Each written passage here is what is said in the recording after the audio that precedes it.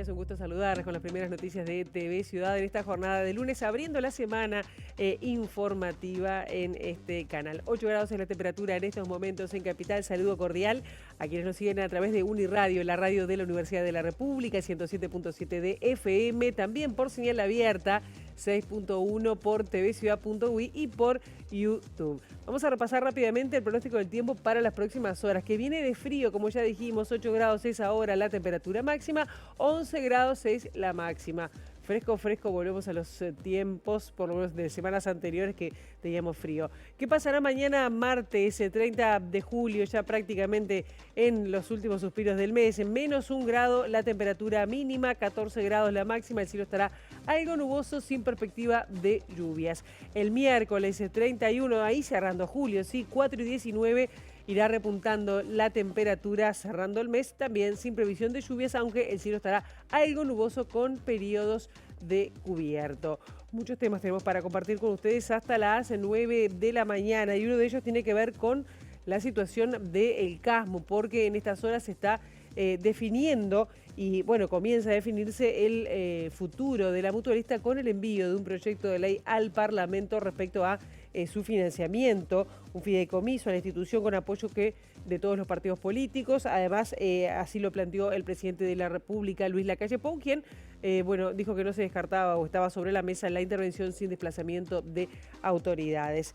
También hablamos ahora también de temas de campaña, porque el ex ministro del Interior, Luis Alberto Heber, se refirió a algunas iniciativas bueno, como por ejemplo tipificar como delito dormir en la vía pública para defender al vecino de la convivencia con personas en situación de calle en sus veredas.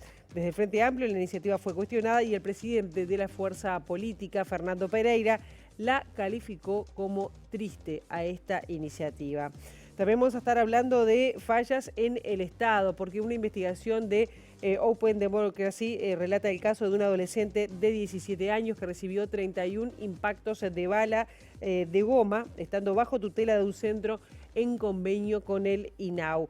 Y bueno, una información internacional que tiene repercusión también en todo el continente, también en nuestro país, pero Nicolás Maduro fue proclamado ganador de las elecciones en Venezuela y gobernará el país hasta 2031. Maduro, con el 80% de las mesas escrutadas y una participación del 59%, recibió un apoyo superior al 51% de los votos contra 44% que obtuvo Edmundo González Urrutia, el de la oposición.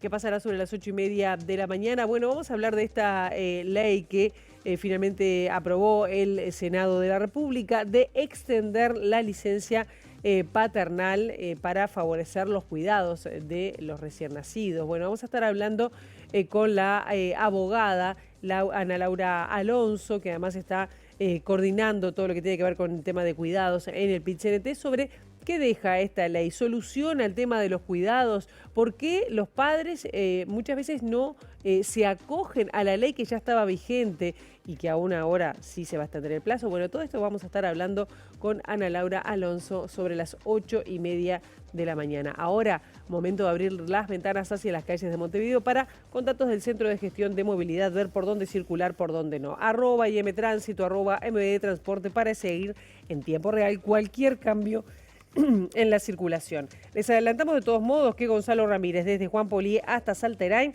estará cortado hasta el 30 de julio. Gurí, desde 21 de septiembre hasta Macachines, el corte será hasta las 6 de la tarde por llenado de hormigón. Minas, desde Guayabo hasta Rodó, el corte será hasta las 2 de la tarde. Y Héctor Miranda, desde Yauria hasta Boulevard Artigas, el corte será hasta las 5:30 de la tarde. Qué lindo cómo se ve el sol, además, la mañana despejada a pesar del frío. Y bueno, comenzamos con temas que hemos venido siguiendo en los últimos días y que en esta jornada, este lunes, comienza ya a definirse el futuro del Casmo con el envío al proyecto de ley al Parlamento de bueno, este proyecto que bueno, habilitaría un nuevo fideicomiso que tendría el apoyo de todos los partidos políticos. Así lo planteó el presidente de la República, Luis Lacalle Pou, quien dejó abierta la posibilidad de una intervención de la mutualista sin desplazamiento de las autoridades para monitorear de cerca la gestión de los 56 millones de dólares que recibiría el centro asistencial. El Poder Ejecutivo remitirá este lunes un proyecto de ley con las características, monto y garantías del nuevo fideicomiso para el CASMU, con la intención de que sea respaldado por todo el sistema político, según lo anunció el viernes en Tacuarembó el presidente Luis Lacalle Pou. También dijo que la recomendación que recibió es que haya intervención sin desplazamiento de autoridades, con el objetivo de controlar el flujo del quinto fideicomiso que recibiría el CASMU, que en los últimos 15 años ya obtuvo garantías por 121 millones de dólares. Citando fuentes de Presidencia, El País publicó este sábado que el monto que se maneja es de 56 millones de dólares para revertir la grave crisis financiera de la mutualista, que es la tercera en dimensiones al contar con unos 180.000 usuarios, 4.000 funcionarios y 3.000 médicos. Si bien todas las partes reconocen que se vive un momento crítico, tanto desde el punto de vista sindical como empresarial, se valora negativamente la posibilidad de una intervención. El sindicato ASCASMU anunció que si se concreta la medida ocupará los sanatorios, entre otras cosas por la incertidumbre que genera la situación de 300 personas que están en el seguro de paro. Por su parte, el presidente del CASMU, Raúl Rodríguez, sostuvo que la empresa tiene balances positivos y que asistencialmente los pacientes no sufren consecuencias. Sí tenemos una dificultad de caja, pero creemos que no hay condiciones para intervenir, sostuvo Rodríguez, aunque garantizó cooperar con el gobierno. Y desde la Federación Uruguaya de la Salud, Jorge Bermúdez confirmó efectivamente la comunicación directa de la ministra de Salud, Carolina Rando, respecto a la decisión del Poder Ejecutivo sobre la mutualista CASMU. Pero además, Bermúdez dijo que, además de tratar la dificultad que están atravesando varias mutualistas, el tema de salud debería ser tema de campaña electoral.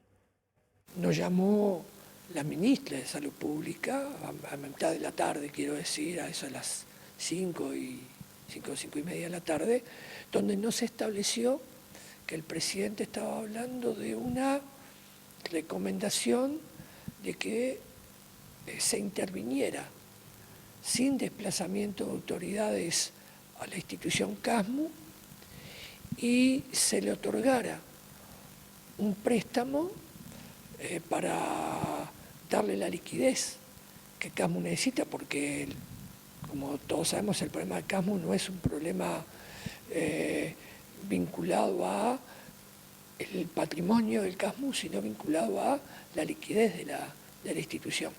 Y como, según nos dice la ministra, se están estudiando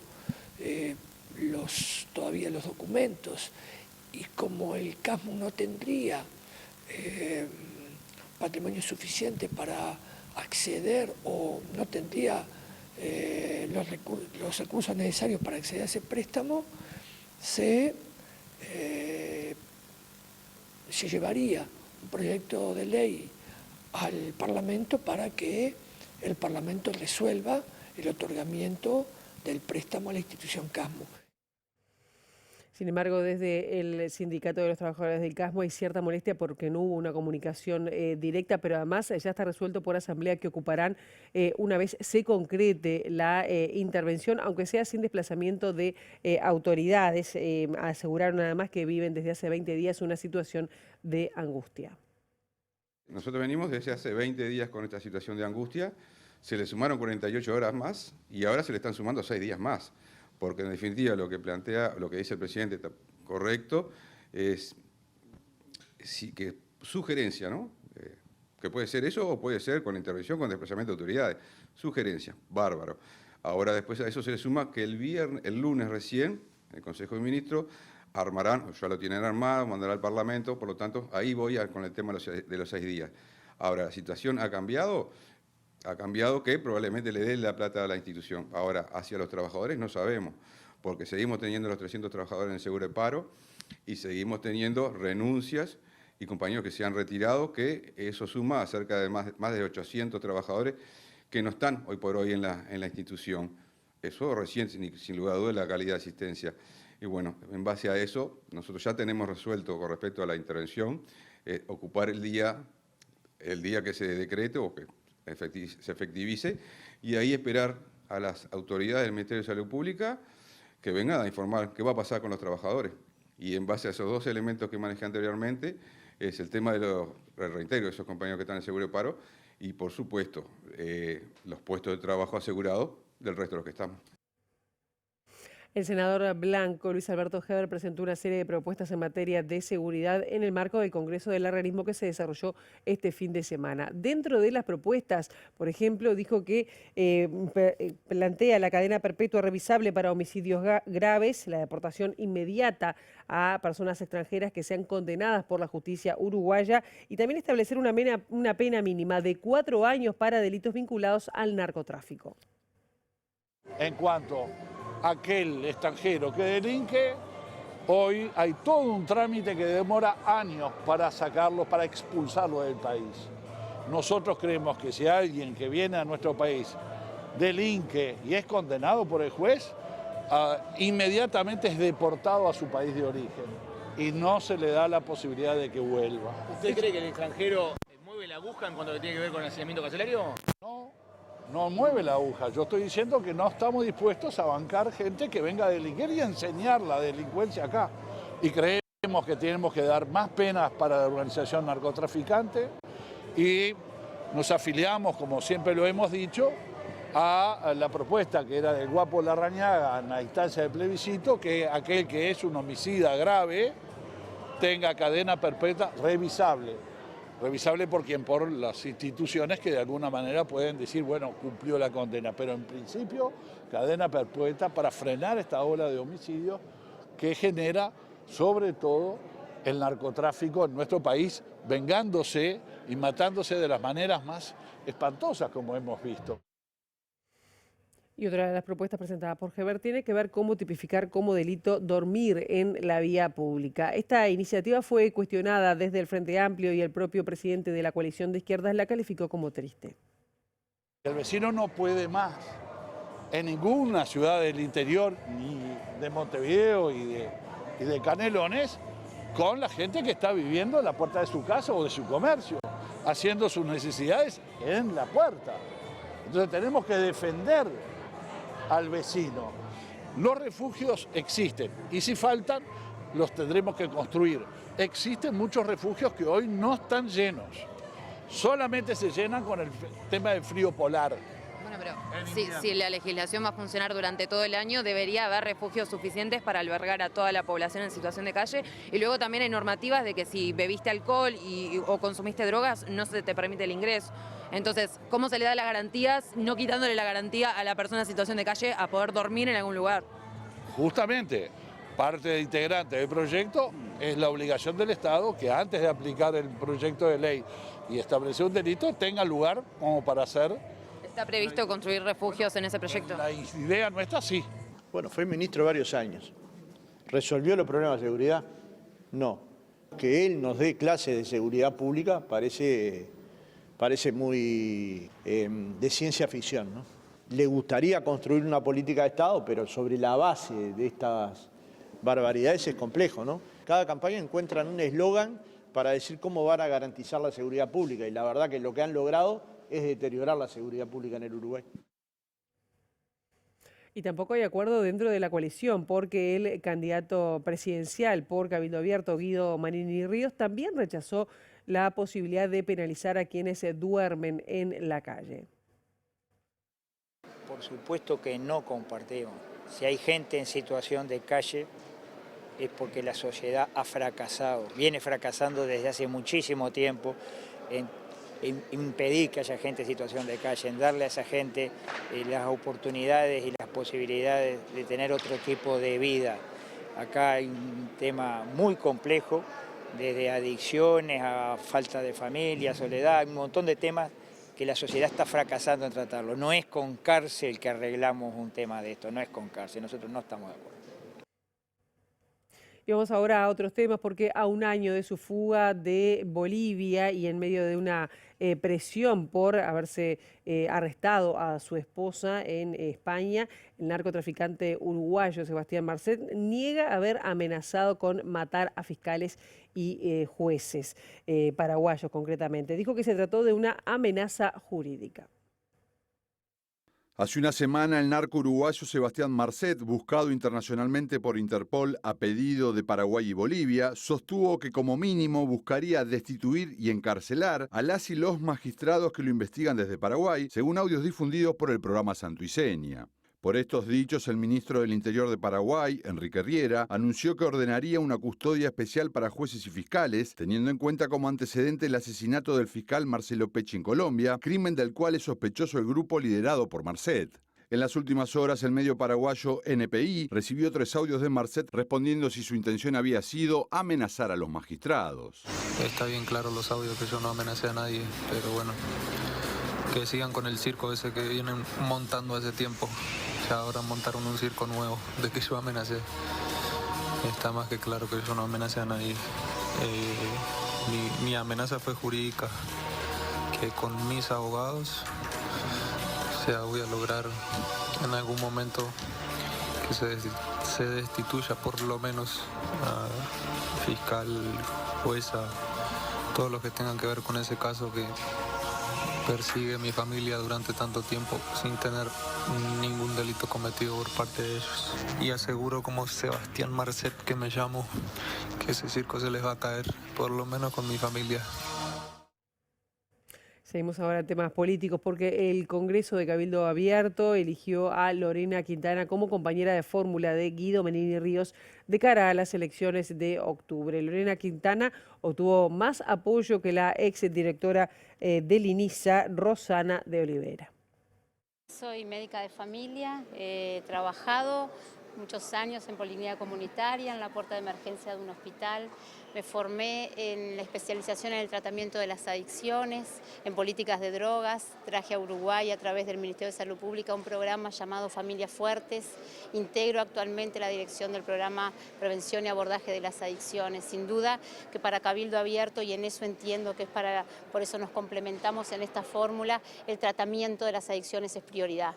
Nuestro país necesita urgente implementar políticas de prevención del consumo de drogas y, por supuesto, mejorar el acceso. Usted se ha manifestado en contra de la legislación en torno a la agenda de derechos, en particular contra la ley del aborto. También habló recientemente. ¿Se va a tomar alguna iniciativa en torno a la ley de aborto concretamente? Mira, yo te diría que soy una defensora de la vida. Yo creo que tenemos que defender la vida. Si hablamos de derechos, el primer derecho es el derecho a vivir. Entonces me paro desde la defensa de la vida. Entiendo que hay situaciones en Uruguay por las que muchas mujeres deciden el aborto y que Uruguay debería de dar respuesta a esas situaciones. Quizás la situación económica, en eso Uruguay debería de plantearse por qué una mujer decide el aborto. ¿Por qué no pensar en la posibilidad de una adopción desde el vientre materno? Defendemos la vida y queremos salvar las dos vidas. ¿No cambiaría la ley entonces? No está dentro del plan de Cabildo Abierto, no está en el programa. Y seguimos con Cabildo Abierto porque el sector Espacio de los Pueblos Libres, que integra este partido, presidido además o liderado por Eduardo Radaeli, renunció a integrar a la Junta Nacional del partido durante justamente el Congreso Nacional que se hizo el fin de semana. La jornada de este domingo se dio además entre abucheos e incidentes debido a las discrepancias del sector con el estatuto utilizado justamente para la conformación de esta Junta Nacional.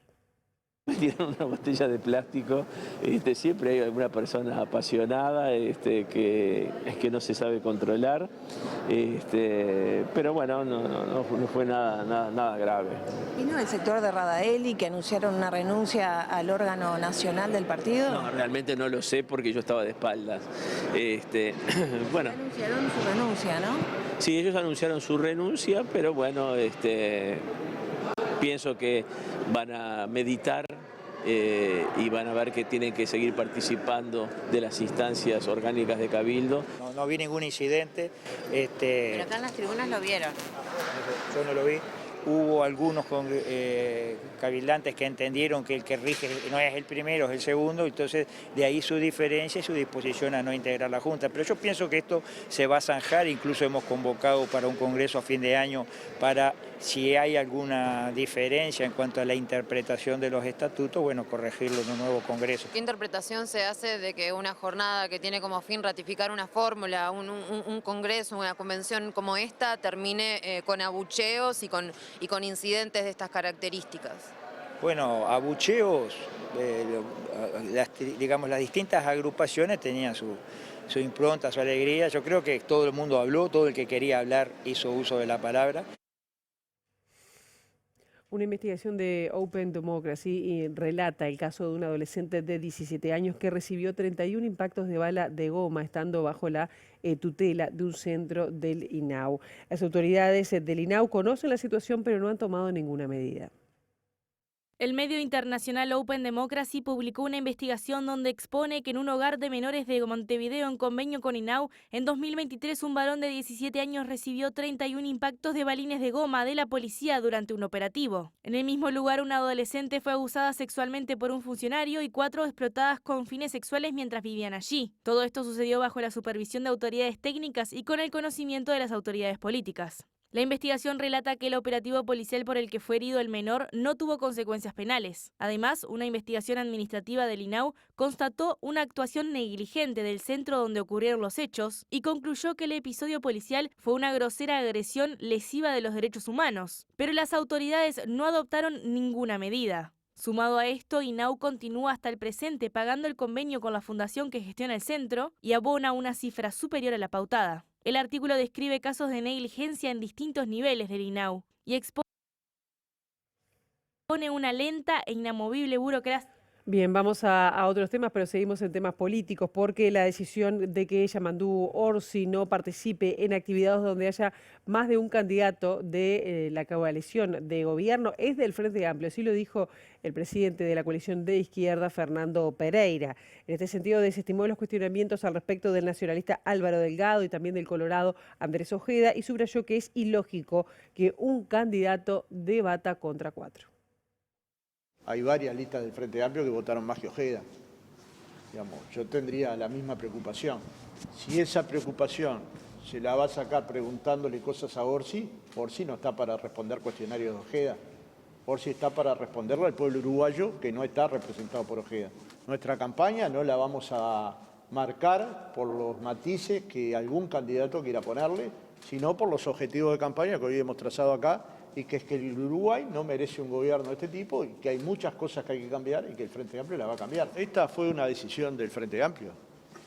El Frente Amplio es una coalición que pretende ser gobierno y los 4 integrantes que invitan son una coalición que pretende ser gobierno. ¿Ustedes irían a un intercambio donde van 4 integrantes de una coalición y uno de otra? Yo creo que todos responderían que no. Entonces, ¿nosotros vamos a elegir con quién? No. Por ejemplo, si esas organizaciones quieren invitar a Ojeda, a Mieres, a Manini o a Delgado, sin ningún problema, vamos con cualquiera. Pero es uno y uno. Y esto nos parece que es lógico en cualquier intercambio con cualquier organización. El economista Washington Ribeiro asumió la presidencia del Banco Central en sustitución de Diego Labat, quien renunció para integrarse a la campaña de Álvaro Delgado. Ribeiro indicó que el objetivo del Banco Central es contener la inflación y señaló que el tipo de cambio está determinado por el mercado. La inflación es el principal objetivo del Banco Central, sí, seguir controlándola, mantenerla en el eje del 4,5 por las implicancias que ello tiene para los ciudadanos de nuestro país en términos de mejorar su poder de compra, el poder de compra de sus ingresos. El Banco Central tiene varios cometidos, pero claramente la inflación sigue siendo el principal. El tipo de cambio es una variable que queda definida por el mercado.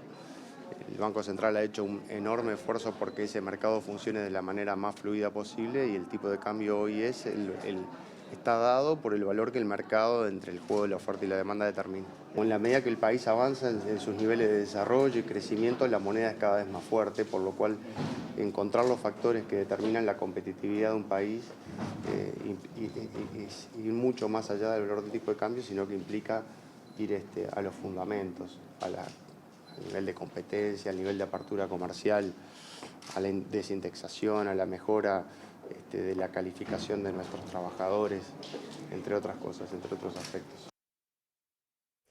Por su parte, el presidente saliente del Banco Central, Diego Labat, habló sobre el mercado cambiario. Dijo que Uruguay tiene el mejor sistema posible, por eso el Banco Central no ha intervenido en los últimos años.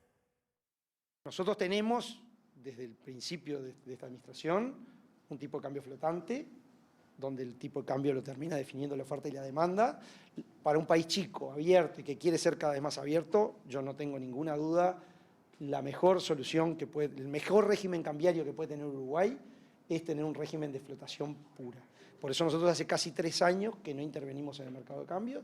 Eso, por sobre todas las cosas, lo que ha dado es fuertes señales de credibilidad de que el Banco Central de Uruguay tenía un objetivo claro de inflación y no 7 objetivos a la vez. Entonces, eso para nosotros fue fundamental y claramente es el mejor régimen que Uruguay puede tener, y eso estoy convencido. Y yo creo que lo afirmó el nuevo presidente, va a ser lo que va a continuar porque es el mejor régimen. Ahora hacemos una brevísima pausa. A la vuelta de la misma tenemos más información para compartir, pero también estaremos recibiendo a la abogada Ana Laura Alonso para hablar del nuevo régimen de licencias parentales.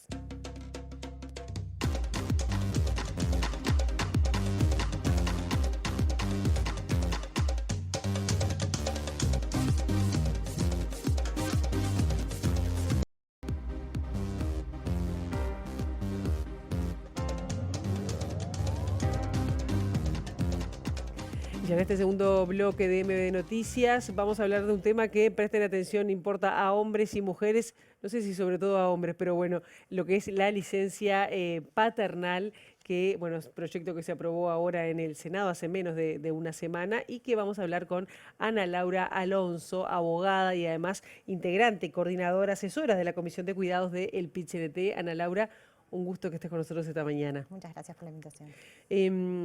Para nosotros es realmente un tema bien interesante esto que aprobó el Senado, que se extiende la licencia paternal, ¿no? En el caso de los hombres, cuando han tenido familia. ¿Cuál es la primera lectura que haces de este proyecto? Que bueno, que tuvo algunas idas y vueltas, pero bueno, ¿qué es lo que queda? ¿Qué es lo que cambia respecto a lo que hay hoy? Bueno, antes que nada decir que para nosotros es un buen proyecto, o sea, es una buena ley en el sentido de que todo lo que sea avanzar en términos de corresponsabilidad en los cuidados y de poner en agenda temas vinculados a que los cuidados no son exclusivos de las mujeres, es bienvenido, lo saludamos y estamos contentos de este avance. El proyecto, que bueno, que ya es ley, digamos que falta la promulgación y que entrará en vigencia en unos días, lo que hace es ampliar la licencia por paternidad. Lo que teníamos hasta ahora eran, por la ley 19.161, teníamos 10 días para los trabajadores dependientes de la actividad privada y 3 días más por la ley de licencias especiales. En total había 13 días corridos para estos trabajadores. Esta ley lo que hace es aumentar de manera gradual para que al 1 de enero del 2026 todos los trabajadores de la actividad, todos los trabajadores, sean dependientes, no dependientes y de la Administración Central, tengan 20 días corridos. O sea, se amplía la cantidad de días de licencia por paternidad. Nosotros entendemos que es una buena ley, por supuesto es un avance, no es lo que aspiramos a más, pero también entendemos que debe ser gradual. En la caso de los trabajadores públicos se cambia, ellos tenían 10 días hábiles. Lo que establece esta ley y modifica es que en vez de tener los trabajadores de la Administración Central van a poder optar o entre los 10 días hábiles o 20 días corridos, porque puede pasar que les sirva más tener 20 corridos que 10 hábiles, depende ahí de si, yo qué sé, hay días sábado y domingo y algún feriado, semana de turismo. Exacto, ellos ahí van a poder optar. Entonces, desde ese punto de vista, nosotros entendemos que la ley es una buena ley, establece un fuero paternal, que es una innovación, que además es una recomendación de OIT, pero bueno, tenemos algunos comentarios que creemos que se podrían haber incluido, se podrían haber mejorado. Cuando tú decías el fuero paternal, es este que prohíbe al empleador despedir al trabajador en los 30 días siguientes al reintegro. ¿Pasaba esto? Bueno, con estas leyes, con esta licencia, con esta ausencia parental, en mi caso yo no tengo conocimiento de que hubiera pasado. Igual saludo y me parece una buena cosa y me parece que seguir las recomendaciones de OIT es sano y está bien. Entonces creo que el fuero paternal es algo muy bueno. Ahora, lo que yo creo, y esa es la crítica que le hacemos a esta ley, es que no se incluyó donde verdaderamente está el problema, y el problema está en el subsidio parental del medio horario para los cuidados. El subsidio parental de medio horario para los cuidados establece que luego de la licencia por maternidad, cualquiera de los dos, padre o madre, puede optar por el medio horario para cuidados. Ese medio horario para cuidados es el que no se está usando hoy en día en Uruguay. Es una ley del año 2013, es la misma ley, la 19.161, que en el artículo, si mal no recuerdo, 12, establece el medio horario para cuidados, y no se usa hoy por los padres. Ah, por los varones. Lo siguen eligiendo las mujeres. Solamente el BPS dice que entre el 2 y el 3% nada más son varones. Entonces, ahí es donde tenemos que atacar. ¿Por qué no se usa esa licencia? Bueno, ese subsidio por cuidados. Bueno, ¿por qué no se usa? Y bueno, nosotros creemos que hay múltiples factores. Primero hay un tema cultural que todavía no está resuelto, que tiene que ver con la asociación de los cuidados a la mujer. Bueno, si sigue dando pecho, puede verse como más natural. Bueno, sí, pero también hay horario para lactancia, o sea que no debería ser tampoco por ahí. Tiene más que ver, nosotros creemos que tiene más que ver con un tema cultural arraigado, de que los cuidados están vinculados a las mujeres.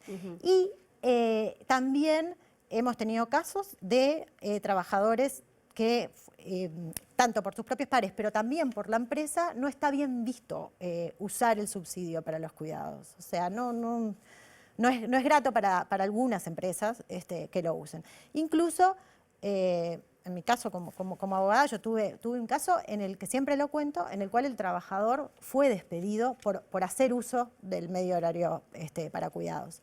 Bueno, después de un procedimiento judicial logramos un despido abusivo, pero entonces, ¿por qué la ley? Yo me pregunto, ¿por qué en ese artículo 4 que establece el fuero paternal, ¿por qué no estableció el fuero paternal para este medio horario? Porque el problema central que tenemos es ahí y no se protege ahí. Claro, justamente te iba a preguntar si el fuero no contempla, no sigue los sin contempla. contemplar ese medio horario. No, el fuero no lo contempla, no. Quedó afuera por la redacción de la ley, no está contemplado. Y solo 2% han usado, de padres, han usado esa licencia. Entre el 2 y el 3%, sí. Según datos de BPS. Cada año. No, en total, desde el 2000. No. Es muy poquito. Claro, sí.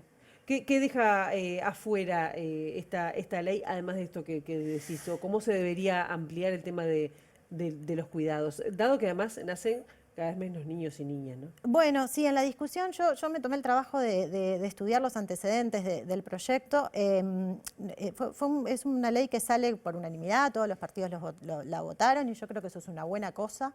Es una buena cosa para el Uruguay que estemos todos de acuerdo, nuestros representantes estén todos de acuerdo de que el tema de los cuidados es un tema y que hay que avanzar en el tema. Creo que eso es algo muy positivo para el sistema político y al final del día para nosotros, ¿no?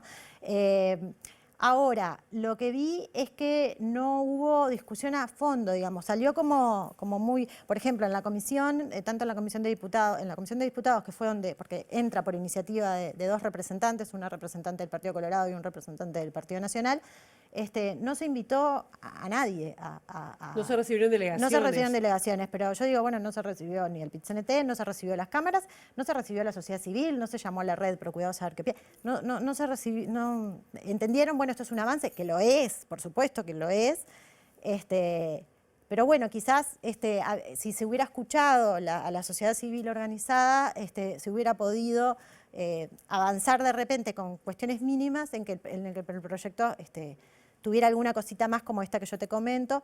Y otra cuestión que vi que se comentó después de que salió fue que, claro, se establece la ausencia por paternidad. Entonces, algunas voces salieron a cuestionar o a decir que, bueno, ¿qué pasa con las parejas homosexuales? ¿Qué pasa en una pareja de dos mamás? Y yo creo que es un reclamo legítimo, que es un reclamo que debe ser atendido, que tiene que ser escuchado, y creo que la solución va por el lado de un cambio en el nombre de lo que estamos legislando. Yo creo que no podemos seguir hablando de licencia por paternidad. Creo que debemos empezar a pensar en hablar, por ejemplo, de ausencia o licencia para no gestantes.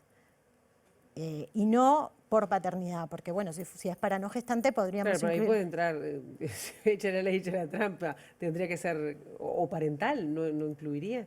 Claro, lo que pasa es que parental en ese momento Es la de madre hombre. está de licencia, tiene la licencia por paternidad, entonces yo digo, la mamá que gestó tiene su licencia por maternidad, pero la otra mamá en una pareja de dos mujeres es una mamá, no gestante. Se solucionaría con un cambio de nombre. Digo, yo no soy una especialista en el tema, creo que por ahí se podría buscar una solución, pero primero hay que escuchar a los actores antes de... ¿En qué, cuando me quedé pensando en ese 2%, ¿no? que es de uso de ese medio horario luego de la licencia maternal, ¿puede perjudicar el poco uso y que no estimule, digamos, que se quede en desuso, por ejemplo, que se cambie la ley? Bueno, yo deseo que no. Primero, espero que la ley no se cambie en sentido de retroceso. Lo que sí tenemos que pensar en cómo hacer para que la ley se use o cómo avanzar. Bueno, ahí tenemos varios puntos. Un punto era establecer un fuero para los varones que usen, para los padres que la usen. Eso es importantísimo. Otro tema es estimular con incentivos, como todo, que tienen que ver con incentivos económicos, con incentivos... Además de que paralelamente tiene que seguir habiendo políticas de sensibilización y políticas que pongan el tema de los cuidados arriba de la mesa y la corresponsabilidad de los cuidados, porque el cambio cultural es el verdadero cambio, pero para el cambio cultural tenemos que ayudarlos con cambios normativos. Y ahí es donde yo creo que capaz tendríamos que empezar a pensar en licencia solo para varones, no en licencias parentales. En otras partes del mundo ya se está aprobando y ya se ha avanzado en esos términos, en pensar en licencias de varones. Bien, ¿y qué pasa, por ejemplo, hablando de temas de costos? Dicen que bueno, el BPS tendría, con este cambio normativo, que los costos aumentarían entre 3 millones de dólares para 2025, 5 millones de dólares para 2026. Pero pienso si no hay un tema económico también de elegir que la persona que tome el medio horario que tú hacías referencia, a veces son mujeres porque las mujeres ganan menos que los hombres en su gran mayoría. También puede haber un tema por ahí, que si el hombre toma el medio horario, hay una pérdida económica mayor para el hogar. Bueno, pero se lo paga BPS. No perdería salario. En ningún caso el medio horario tampoco. No. Yo creo que tiene que ver con otras cuestiones. Tú me decís el costo que llevaría el BPS, yo no manejo los costos. Yo no creo que sean costos, me parece que es una inversión, de verdad. El país lo debe ver como una inversión, no lo debería ver... Sí, entiendo que es un costo en los números, sí. Pero creo que es un avanzar es parte de una política pública. Los cuidados tienen que ser vistos, y esto es una partecita, la licencia, la ausencia, como le llama la ley, las licencias especiales. Creo que en una tercera implementación del Sistema Nacional Integrado de Cuidados en un próximo gobierno, hay que seguir trabajando en estos temas. La negociación colectiva para obtener licencias especiales para cuidados, licencias para cuidados es fundamental, y creo que desde el Ministerio de Trabajo se tiene que promover y estimular este tipo de cláusulas en los convenios colectivos también, porque esto es por ley, pero además en los convenios colectivos debería. ¿Qué respaldo tienen entonces? Hoy las personas van a tener respaldo para pedir esa licencia ante el BPS directo. Las personas van a tener, a partir de la promulgación de la ley, a los 30 días, van a tener 14 días, hoy tenían 10, los trabajadores dependientes van a tener 14 más los 3 días que tienen por la otra ley, por la 18345, y al 1 de enero del 2026 van a tener 17 días más los otros 3, 20 días. Bien, me quedé colgada con una cosa que dijiste antes de la falta de discusión que hubo en la comisión previo para elaborar esta ley. ¿Por qué crees? Porque si lo votaron todos los partidos, ¿cómo nadie dijo que se escucharan voces distintas, ¿no? Vinculadas al tema que saben? sociedad civil inclusive, Sí, PIT-CNT. yo sinceramente no sé cuál fue la razón. Me llamó la atención porque la verdad me preocupé en buscar todos los antecedentes de esta ley y me llamó la atención que no hubieran llamado a comisión, que ningún miembro de la comisión, de ningún partido, se le hubiera ocurrido llamar a la sociedad civil a ver qué pensaba. Tanto a los trabajadores como a los empleadores, como ya te digo, te vuelvo a decir, a la red Procuidad, que es quien lleva la bandera como sociedad civil organizada en estos temas.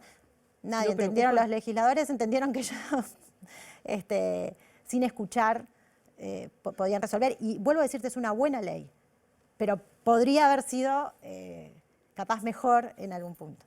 Ana Laura Alonso, te volveremos a llamar en cualquier momento para ver sobre todo además cómo evoluciona este nuevo, digamos, paraguas que tienen para el sistema de cuidados. Cómo no, a las gracias. órdenes, como siempre. Y nosotros ahora seguimos con otros temas y nos vamos directamente a tomar contacto con nuestra compañera Juliana Perdomo. Juliana, bienvenida, buenos días, ¿cómo estás?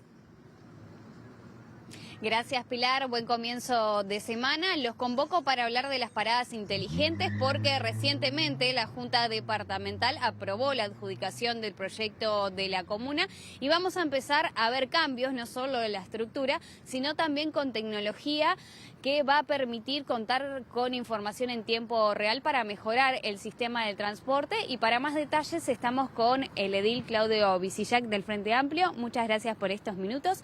Bueno, ¿de qué se tratan estas transformaciones y en qué zonas las vamos a ver? Bueno, tenemos buenas noticias.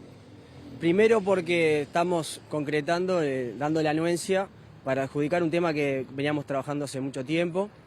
Estamos incorporando en el corto plazo, en el plazo de 3 años, 400 paradas nuevas de metal. 66 de las mismas van a ser de grandes dimensiones, esto muy asociado a lugares donde hay gran concentración de usuarios. Para que el vecino tenga una idea, me refiero a Plaza Cagancha, lo que puede ser Paso Molino, Plaza Colón. También tenemos, como bien señalabas en la intervención, pantallas digitales que van a permitir tener información en tiempo real a los usuarios. Bueno, tiene que ver con saber a cuánto tiempo de distancia se encuentra la unidad que uno está esperando para tomar definiciones. También tiene que ver con información útil, ¿no? Como puede ser desvíos o advertencias climáticas, que siempre son importantes que los usuarios que están en el espacio público la tengan. Y obviamente que la contraprestación por parte del consorcio al que se fue adjudicado tiene que ver con la explotación publicitaria.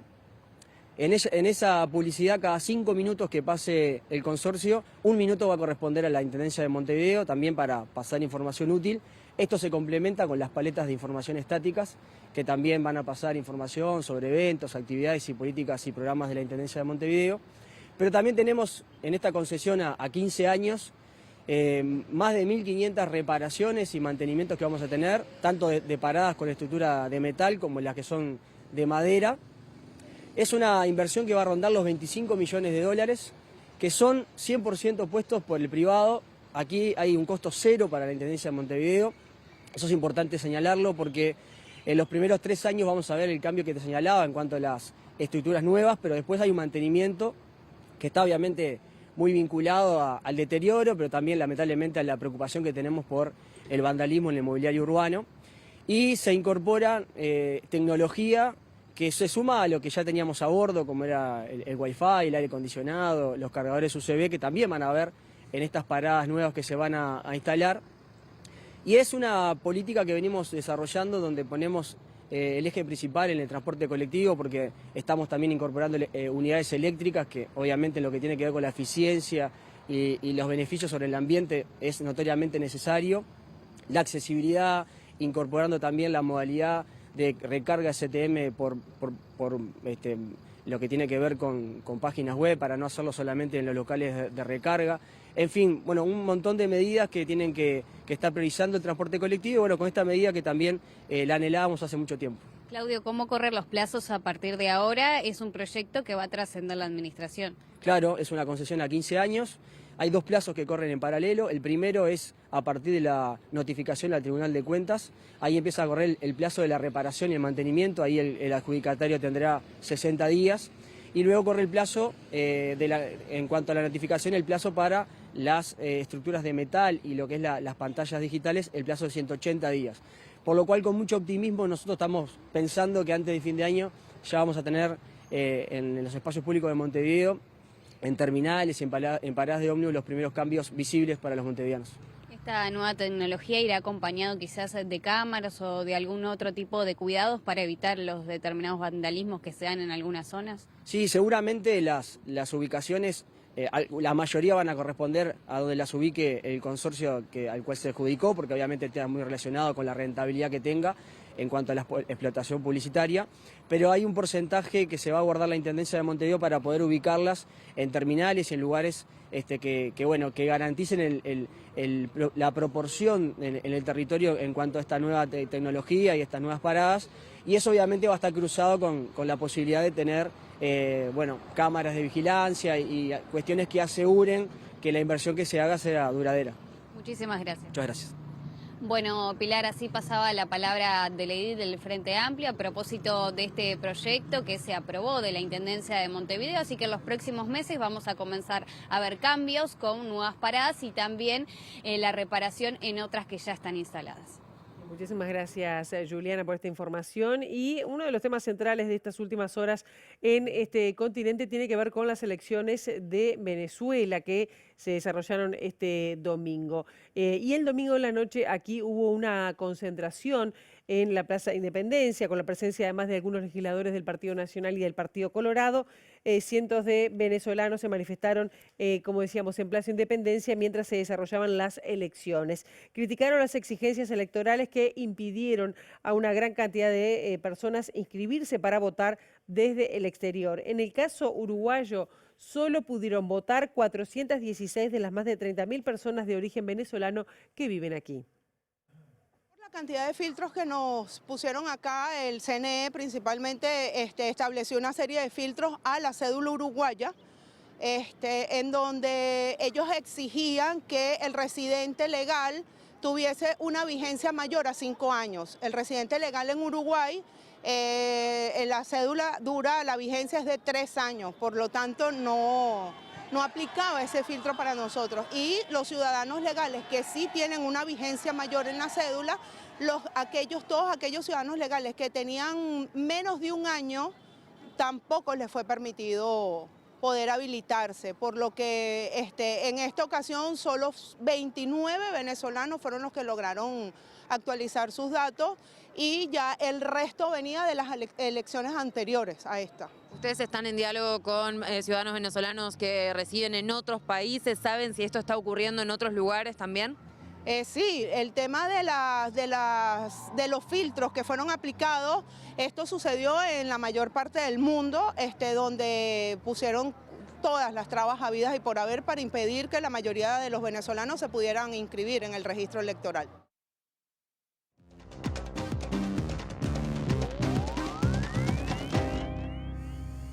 Y finalmente Nicolás Maduro fue proclamado ganador de las elecciones de Venezuela y gobernará el país hasta 2031. Tras largas horas de espera, más de 6 después de que cerraron los circuitos electorales, el Consejo Nacional Electoral venezolano informó que el presidente Nicolás Maduro fue reelecto para un tercer mandato, derrotando en las elecciones al principal candidato opositor, Edmundo González Urrutia, de la coalición Plataforma Unitaria Democrática.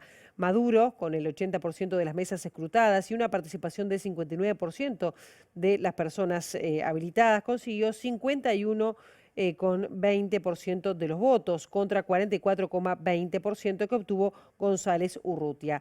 Los restantes candidatos consiguieron 4,6% de las adhesiones. El presidente de la República, Luis Lacalle Pou, escribió en su cuenta de X, haciéndose eco de las elecciones venezolanas, y dice: así no, era un secreto a voces, iban a ganar sin perjuicio de los resultados reales, escribe Luis Lacalle Pou. El proceso hasta el día de la elección y el del escrutinio claramente estuvo viciado y no se puede reconocer un triunfo si no se confía en la forma y los mecanismos utilizados para llegar a él, escribió desde su cuenta de Twitter de X Lacalle Pou.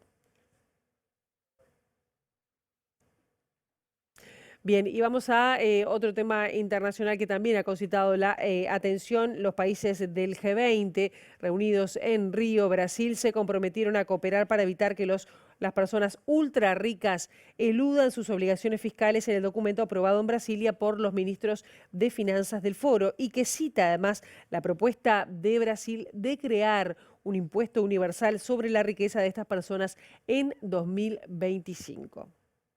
Luego de ser incluida en una declaración del G20, el asunto deja de ser interés de Brasil y pasa a ser de todo el grupo, dijo el ministro de Hacienda brasileño, Fernando Haddad, al culminar la cumbre de ministros de Finanzas este viernes en Brasilia. La llamada declaración ministerial del G20 sobre cooperación tributaria internacional destaca la necesidad de combatir la evasión fiscal de los más ricos y menciona los estudios encargados sobre la adopción de un impuesto universal sobre la riqueza de los multimillonarios. Según estos estudios, si los cerca de 3.300 multimillonarios del mundo pagaran el equivalente al 2% de sus riquezas en impuestos, sería posible recaudar anualmente entre 200.000 y 250.000 millones de dólares para financiar proyectos de combate a la pobreza, el hambre y los cambios climáticos. Para el G20, la elusión fiscal agresiva o la evasión fiscal de personas con un patrimonio neto ultra alto pueden socavar la equidad de los sistemas tributarios, lo que amenaza el deseo por la tributación progresiva. En este sentido, Haddad comparó la realidad de las personas con la de los países al expresar que el endeudamiento de los países de baja renta no nos deja de preocupar. Hay una queja generalizada, principalmente de países africanos y de algunos latinoamericanos como Argentina, que están sufriendo con un flujo de capitales negativo. El solo hecho de que esta propuesta conste en la declaración es algo que pocos imaginaban posible. Del punto de vista moral es importante que estas naciones reconozcan que tenemos un problema cuando los pobres pagan más impuestos que los ricos, dijo el ministro brasileño.